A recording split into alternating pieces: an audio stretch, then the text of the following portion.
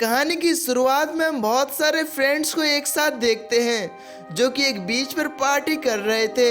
इनमें से दो लड़कों को समुद्र के किनारे एक बड़ी सी अंडे जैसे दिखने वाली चीज मिलती है। ये इसे जलाने के लिए लाए थे, लेकिन ये बहुत ज्यादा गीला था, इसलिए ये इसे अपने कैंप फायर के पास ही रख देते हैं। अब अगले दिन की सुबह हमें ये बीच बिल्कुल सुनसान दिखाई देता है।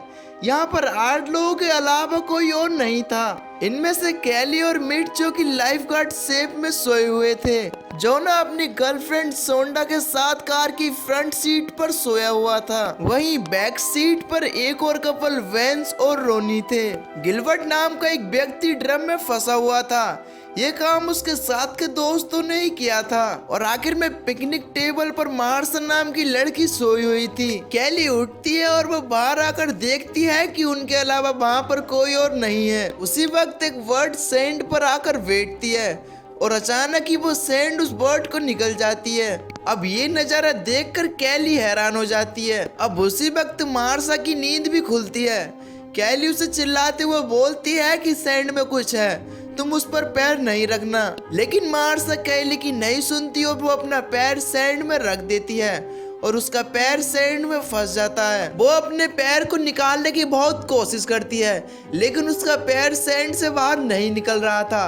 अब वो डर कर चिल्लाने लगती है। वेंस कार से उतरकर मार्सा की मदद करने के लिए दौड़ता है, लेकिन उसके पैर भी सैंड में फंस जाते हैं और वो नीचे गिर जाता है। जोना भी उसकी मदद करने के लिए जाने लगता है, लेकिन सोंडा उसे रोक लेती है। सब देखते हैं कि सैंड में कुछ था जो कि वेंस के शरीर को खा रहा था, और देखते ही देखते वेंस का शरीर सैंड निकल जाता है। साथ में सैंड ने मार्सा को भी निगल लिया था।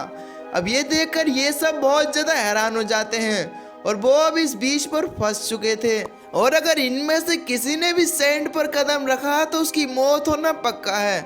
अब ये सब याद करने की कोशिश करते हैं कि ये सब क्यों हो रहा है। तभी कायली की नजर उस अंडे पर पड़ती है जो उन्हें रात को मिला था, और वो अब टूटा हुआ था, जिसे देखकर कायली समझ जाती है कि इस अंडे में से जरूर कोई मॉन्स्टर बाहर आया होगा और वो अब सैंड के अंदर है। अब क्योंकि उनके सारे दोस्त सैंड पर सो गए थे सिवाय उनके, तो इस मॉन्स्टर ने ही उनके सारे दोस्तों को खा लिया है। उनके पास उनके फोन भी नहीं थे और उनकी कार भी अब स्टार्ट नहीं हो रही थी, और वो अब एक बड़ी मुसीबत में फंस चुके थे।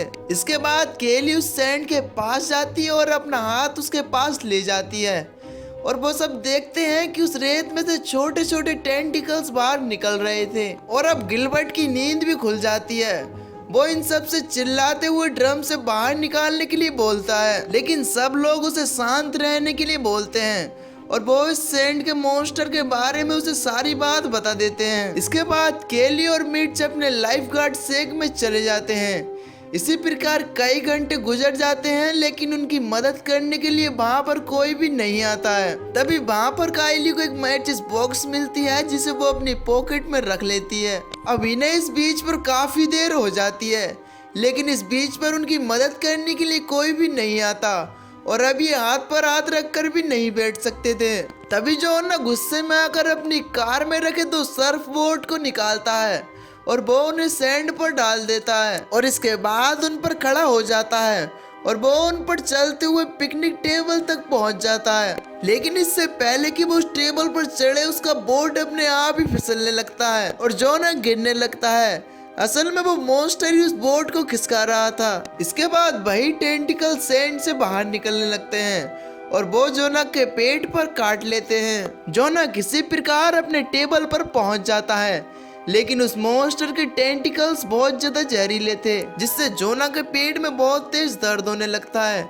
जोना किसी प्रकार अपने आप को संभालता है और वो मार्सा के बैग को चेक करने लगता है, जिसमें उसे सिर्फ सोडा कैन ही मिलती हैं, और उसकी हालत बहुत ज्यादा खराब होती जा रही थी और वो दर्द से चिल्लाते हुए उसी टेबल पर लेट जाता है। इधर रूनी कहती है कि वो कार के बम्पर पर खड़ी होकर डिग्गी खोल सकती है, जिसमें इन सब के मोबाइल फोन रखे हुए थे। अब वो बम्पर पर जाकर खड़ी हो जाती है और सोडा ने उसे पकड़ा हुआ था, लेकिन उसकी टांगों की वजह से वो डिग्गी पूरी तरीके से ओपन नहीं हो पाती है। अब रोनी किसी तरह से उस डिग्गी को ओपन तो कर लेती है, लेकिन उसका पैर फिसल जाता है और वो डिग्गी पर ही जा गिरती है और उसकी उंगलियां डिग्गी में फंस जाती हैं। तभी यहाँ पर एक पुलिस ऑफिसर आता है। ये सब उससे कहते हैं कि सैंड में एक मॉन्स्टर है, वो अपनी कार से ना उतरे। लेकिन ऑफिसर को उनकी बातों पर जरा सा भी विश्वास नहीं होता और वो अपनी कार से उतर जाता है। लेकिन हम देखते हैं कि ऑफिसर को कुछ भी नहीं होता क्योंकि उसने मोटे जूते पहने हुए थे। ऑफिसर उन सब की मदद करने की बजाय उनका मजाक उड़ाने लगता है और वो अपना पेपर स्प्रे निकालने लगता है, लेकिन उसकी चाबियां नीचे गिर जाती हैं और वो जैसे ही अपनी चाबी उठाने के लिए अपना हाथ नीचे डालता है तो उसका हाथ भी सैंड में फंस जाता है और सैंड उसे अंदर की ओर खींचने लगती है। लेकिन वो डर के मारे उस पेपर स्प्रे को उन टेंटिकल्स पर छिड़कने लगता है। ऑफिसर उससे बचने की बहुत कोशिश करता है, लेकिन वो मॉन्स्टर उसे खा लेता है।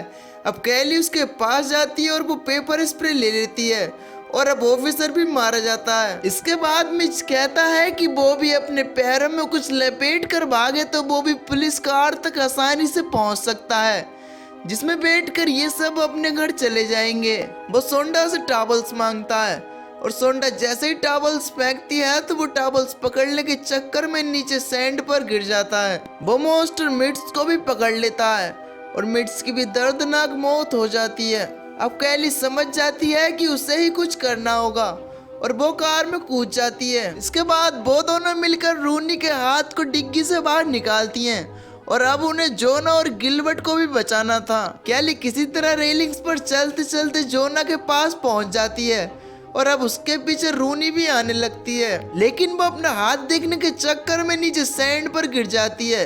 कैली वहां पर स्प्रे छिड़क कर उसे बचाने की कोशिश करती है, लेकिन इस चीज का कुछ भी फायदा नहीं होता और वो मॉन्स्टर रूनी को भी सैंड में खींच लेता है। इसके बाद सोंडा अपने पैर में टॉवल्स लपेट कर पुलिस कार तक पहुंचने की कोशिश करती है और वो सही सलामत पुलिस कार तक पहुंच भी जाती है। तभी गिलबर्ट के पास की जमीन अचानक से हिलने लगती है और सैंड में से 3 बड़े बड़े टेंटिकल्स बाहर आते हैं जो कि गिलबर्ट को अंदर की तरफ ले जाते हैं। फिर एक बड़ा सा टेंटिकल्स पुलिस कार पर अटैक कर देता है और वो उसे हिलाने लगता है, जिससे कि सोंडा डिसबैलेंस होकर उसी कार पर गिर जाती है और वो बेहोश हो जाती है। इसके बाद सोंडा को सीधे रात में होश आता है और वो कार पर रखी सारी चीजों को सर्च करने लगती है और उसे उसमें एक इमरजेंसी राफ्ट मिलती है और वो उसे नीचे की ओर फेंक देती है, जिससे कि वो अपने आप ही फूल जाता है और सोंडा उस राफ्ट पर कूद जाती है। इसके बाद सोंडा और कैली किसी तरह मिलकर जोना को उस कार में ले आते हैं, लेकिन कैली जैसे ही कार में जाने वाली थी वो मॉन्स्टर उन पर फिर से अटैक कर देता है। कैली उससे बचते हुई कार की छत पर चढ़ जाती है। कार के पीछे उसे 2 फ्यूल कैन मिलती हैं। कैली जैसे ही पहली कैन को उठाती है तो वो मॉन्स्टर उसमें छेद कर देता है और वो सारा पेट्रोल वेस्ट हो जाता है। कैली दूसरी कैन को उठाकर कार के चारों ओर छिड़क देती है और अपनी पॉकेट में से माचिस निकाल कर उसमें आग लगा देती है और मॉन्स्टर का एक टेंटिकल्स भी आग पकड़ लेता है और वो जलने लगता है। इसके बाद कैली अपनी कार में आकर बैठ जाती है और वो मॉन्स्टर भी धीरे धीरे अटैक करना बंद कर देता है और कैली देखती है कि पॉइजन की वजह से जोना की भी मौत हो चुकी है और थोड़ी देर बाद सोंडा और कैली को नींद आ जाती है। अगली सुबह एक आदमी उनकी विंडो पर नॉक कर उन्हें जगाता है। कैली उसे देखकर हैरान हो जाती है कि यह आदमी सैंड पर खड़ा है और जिंदा है। कैली भी नीचे पैर रखती है तो उसे कुछ भी नहीं होता और वो सोंडा से कहती है कि शायद मॉन्स्टर मारा गया और इसके बाद वो दोनों अपने अपने घर चली जाती हैं। आखिर के सीन में हम उसी मॉन्स्टर को देखते हैं जो कि अब एक दूसरे बीच पर जा रहा था और इसी के साथ ये मूवी यहीं पर खत्म हो जाती है। तो दोस्तों अगर आप भी इसी तरह किसी बीच पर फंस जाते तो आप क्या करते हमें नीचे कमेंट करके जरूर बताना। और अगर आपको मूवी के एक्सप्लेनेशन पसंद आई हो तो वीडियो को लाइक कर चैनल को सब्सक्राइब जरूर कर देना।